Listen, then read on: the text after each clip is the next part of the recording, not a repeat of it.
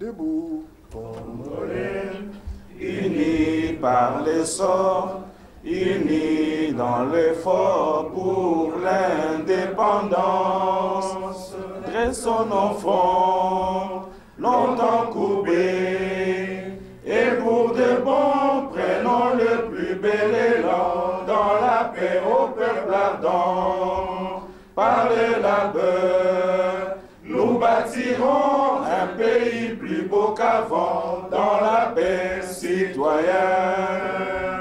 Entonnez l'hymne sacré de notre solidarité, fièrement saluer l'emblème d'or de notre souveraineté. Congo, don béni, Congo, des aïeux, Congo, au pays, Congo, bien-aimé, Congo, nous peuplerons ton sol et nous assurerons ta grandeur. 30 juin au doux soleil, 30 juin du 30 juin, jour sacré, jour des témoins, jour sacré de l'immortel, serment de liberté. Et nous léguons à notre postérité pour toujours. Merci beaucoup.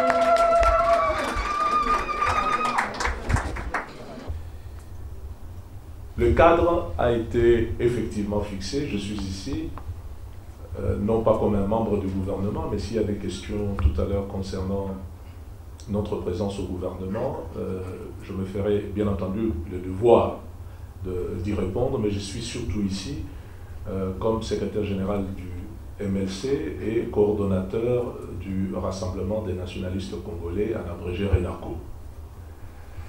Je suis ici pour essayer d'apporter à l'opinion internationale, d'une manière générale, mais d'une manière particulière à notre communauté à l'extérieur, et plus précisément ici en Belgique, les informations qu'on pourrait considérer comme étant notre version des faits, certes, mais je pense qu'il était bon qu'un haut cadre du MLC vienne à Bruxelles pour expliquer un certain nombre de choses extrêmement importantes qui concernent à la fois notre pays dans son processus actuel, mais également son avenir. Vous me permettrez un bref retour en arrière, ça sera très bref, pour essayer de vérifier avec vous que ce qu'on appelle les MLC, nous en avons tous la même connaissance. Parce que finalement, il y a un certain nombre d'images, d'a priori, qui nous collent à la peau en tant que parti, et qui plus substantiellement collent à la peau de Jean-Pierre Bemba, le numéro 1 du MLC. Et je pense qu'il n'est pas inintéressant à un moment que le secrétaire général que je suis puisse, de ce point de vue-là, fixer les choses. Ça démarre donc en 98. Pourquoi en 98? Pourquoi c'est Jean-Pierre Bemba qui lance ça? Pourquoi l'Ouganda? Voici brièvement l'historique. Chers compatriotes, nous sommes originaires, fils d'un pays extraordinaire, qui a des ressources naturelles immenses, et qui pourtant, j'allais presque dire depuis toujours pour des raisons différentes, n'a jamais su, ce pays n'a jamais su nourrir ses enfants.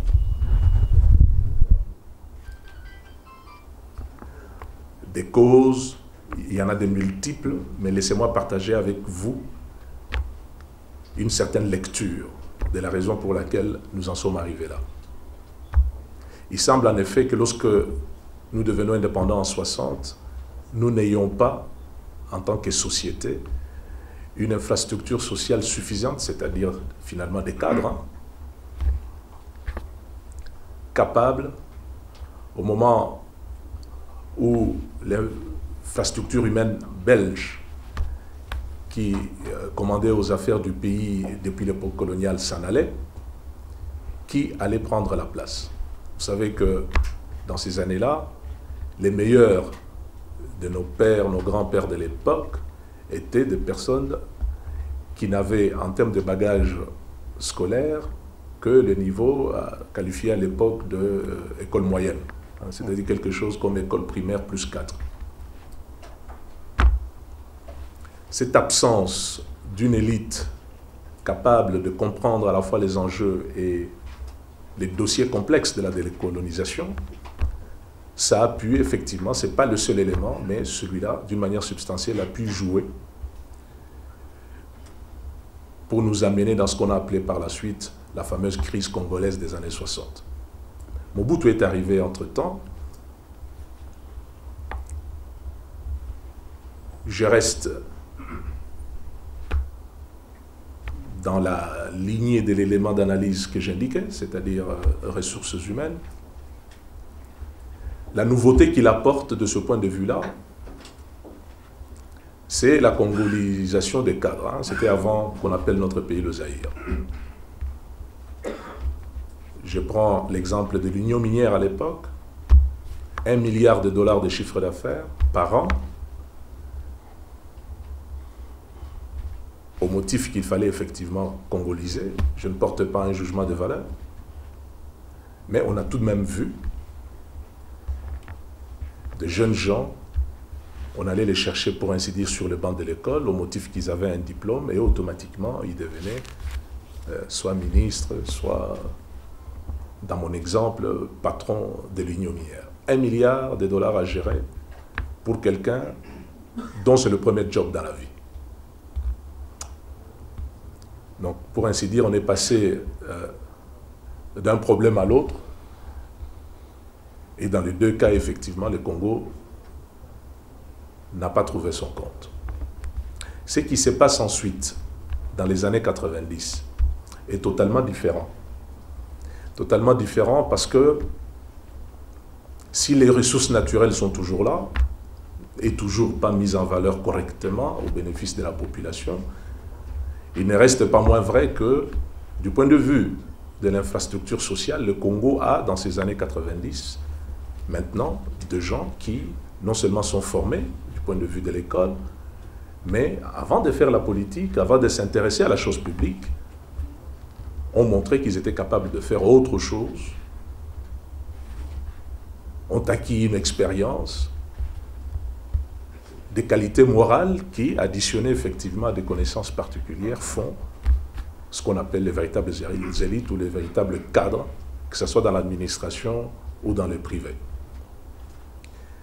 Je note également que notre histoire dans ces années 90 est une histoire où la conférence nationale est passée par là, où le maréchal Mobutu est malade, et puis tout d'un coup, alors que les choses auraient pu évoluer d'elles-mêmes, la fin, en tant que symbole d'une certaine période, caractérisée effectivement par l'absence de développement d'une manière substantielle, alors que les choses auraient pu évoluer normalement, avec ensuite la mise en œuvre des résolutions de la conférence nationale, on nous dit qu'on vient nous libérer. Et effectivement, aux yeux d'un certain nombre de nos compatriotes, j'ai entendu tout à l'heure dans la présentation qui a été faite de ma personne, un petit clin d'œil à cette période-là. Effectivement, un certain nombre d'entre nous, les Zaïrois à l'époque, Congolais, nous allons nous interroger sur l'intérêt qu'il y avait, alors que le processus aurait pu continuer, qu'on vienne nous libérer, mais nous libérer de quoi? Et qui libérer qui? Donc ceci a effectivement été un moment de choix extrêmement important qui a conduit un certain nombre de nos compatriotes à se positionner en termes de démarche politique. Jean-Pierre Bemba, en ce qui le concerne, a, comme beaucoup d'autres, tiré les leçons à la fois du passé et considéré que, effectivement, à l'époque où nous étions, s'il fallait prendre acte de la fin du système Mobutu, il ne fallait pas pour autant prêter le flanc pour que s'installât dans notre pays une dictature probablement beaucoup plus féroce. Nous étions donc dans l'époque AFDL. Au lieu donc de se mêler de ce pseudo ou de cette pseudo-libération, l'idée lui viendra, avec l'aide du président Museveni, d'entamer une démarche originale. Si, comme d'autres le disaient, le but était de mettre fin en effet à la dictature qui était en train de se réinstaller à Kinshasa, cette démarche, initiée par Jean-Pierre Bemba en 1998 à partir de Kisangani, son originalité était effectivement qu'elle devait être une démarche nationale. On ne fait rien sans aide ni appui, mais une chose est d'être aidé ou appuyé, et autre chose est de devenir en quelque sorte le propagateur ou un instrument de l'étranger. Pour ceux qui, en ce moment-là, d'entre nous, Congolais, qui avaient envie de faire quelque chose, comme on dit, sur terrain pour leur pays, les décors étaient plantés. Certains, effectivement, via Kigali, se sont intéressés à ce qui se faisait à Goma. Et en ce qui nous concerne, d'ici où nous observions tout cela, la décision in fine a été de rejoindre Jean-Pierre Bemba à l'étape de Badolité. Est-ce que Laurent Désiré avait entre-temps fait une démarche? La réponse est non. Mais vous savez comment ça se passe lorsqu'un régime s'installe. Il y a beaucoup d'affairistes autour, il y a beaucoup de gens qui, eux, font des démarches. Je ne sais pas dans quelle mesure le président Laurent Désiré Kabila était ou informé ou initiateur de cette démarche, mais j'avais été contacté par des personnes qui tournaient autour de lui et à qui, en effet, à cette époque-là, j'avais dit non. Nous avons démarré l'action politique à partir de Badolité, autour de Jean-Pierre Bemba, et notre objectif était clairement l'arrivée à Kinshasa. Par les armes ou par les dialogues. La guerre n'ayant jamais été, pour les MLC, une fin en soi. Jamais, durant les 4 années pratiquement, de l'exercice des responsabilités dans ce qu'on appelait à l'époque des territoires, pour certains occupés, d'autres libérés, en tout cas pour nous c'était des territoires libérés, jamais, ni Jean-Pierre Bemba, ni aucun cadre identifié du MLC n'a trempé dans ce qu'on appelle le pillage de ressources. Jamais. L'autre question, y a-t-il eu, via l'Ouganda, des personnages connus par ailleurs, qui se soient prêtés au pillage des ressources? La réponse est oui. Le mécanisme n'a jamais été quelque chose qui passait par Jean-Pierre Bemba ou qui passait par les MLC. Chaque fois que le président Museveni a voulu montrer que sa présence en RDC avait un sens, il a toujours mis en avant Jean-Pierre Bemba et son groupe. Et chaque fois, j'allais presque dire qu'il a fallu faire autre chose. Il a trouvé d'autres instruments, hélas congolais, pour parvenir à cette fin-là. Vous savez parfaitement bien que le long de la frontière entre l'Ouganda et le Congo, ont opéré et opèrent encore, je crois que ceci vient d'ailleurs confirmer mon propos, puisque ça continue, des personnages dont certains sont dans les institutions aujourd'hui, c'est vrai, d'autres, semble-t-il, en prison, mais ces personnages-là n'ont jamais eu rien à voir avec nous. Je voulais les dire parce que ceci fait partie de schèmes, de situations très souvent répétées par les médias internationaux et qui n'ont strictement rien à voir avec la réalité.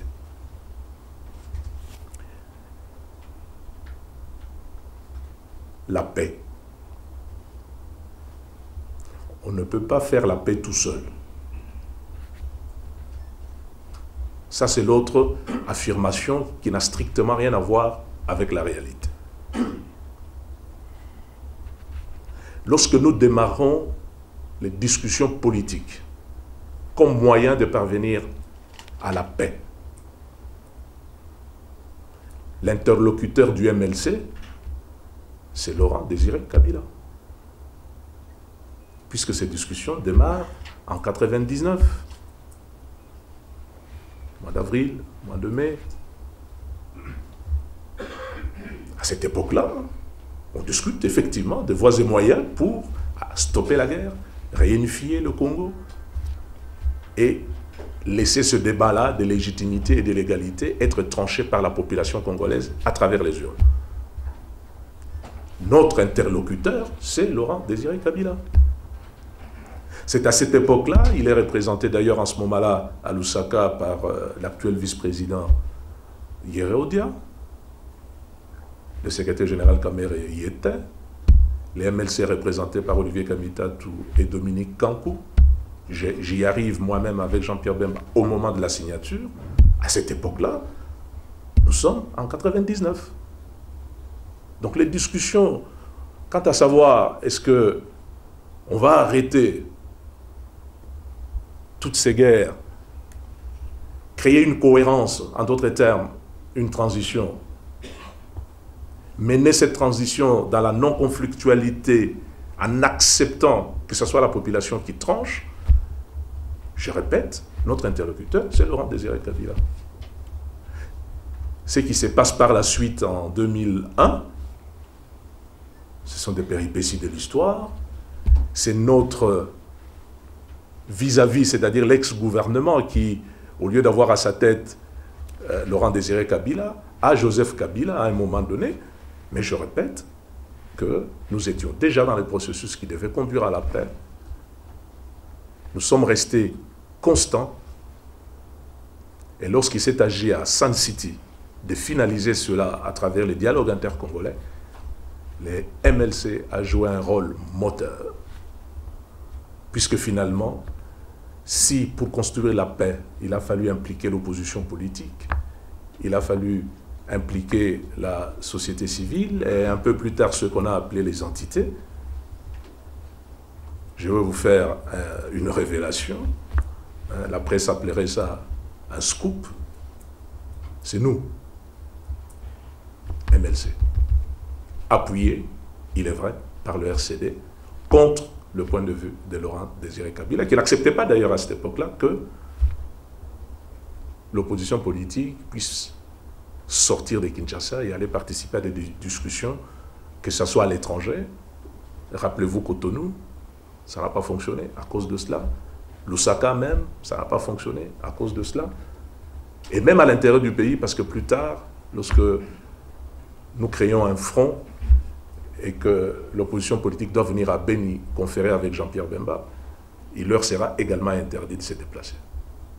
Donc nous sommes assez surpris parfois lorsque l'on entend des affirmations du type « il y a une personne particulière qui a été artisan de la paix », alors qu'au minimum, dès lors qu'on ne peut pas faire la paix tout seul, hein, ça devrait être entendu comme étant une démarche et un résultat commun. Mais je vous ai montré également à quel point, d'une manière substantielle, nous en avons été, nous, MLC, le moteur.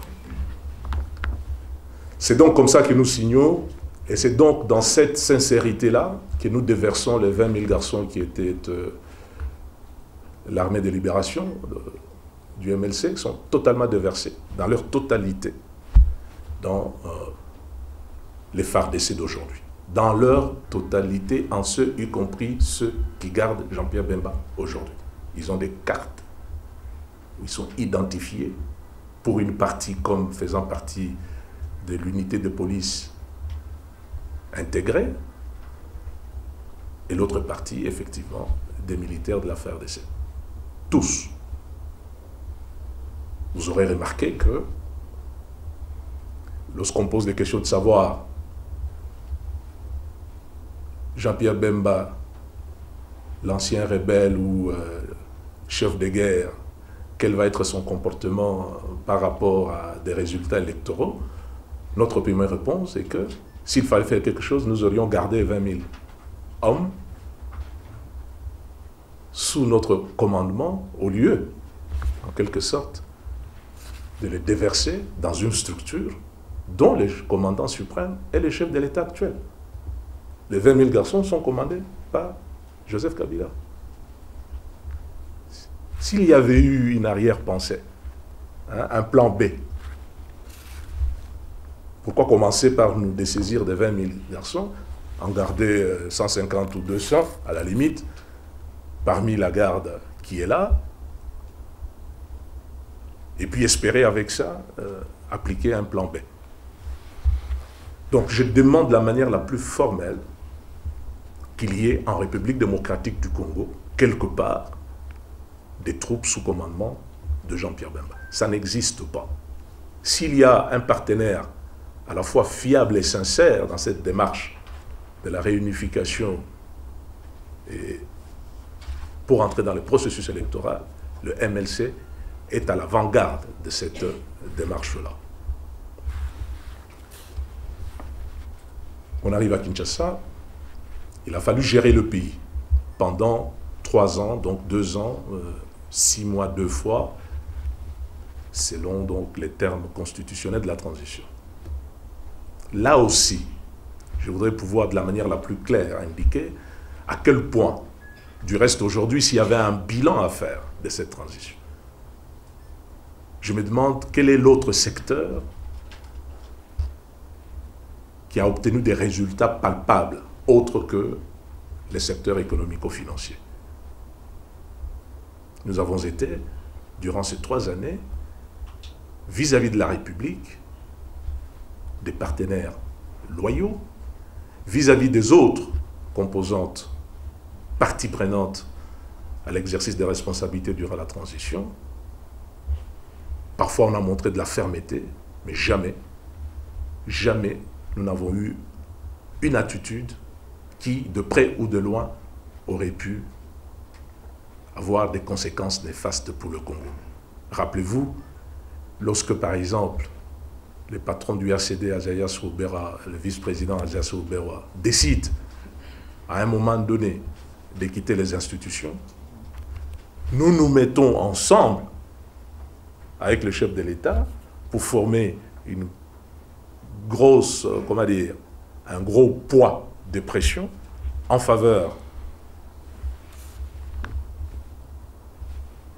à la fois de la réunification, mais surtout permettre au processus d'aller jusqu'à son terme.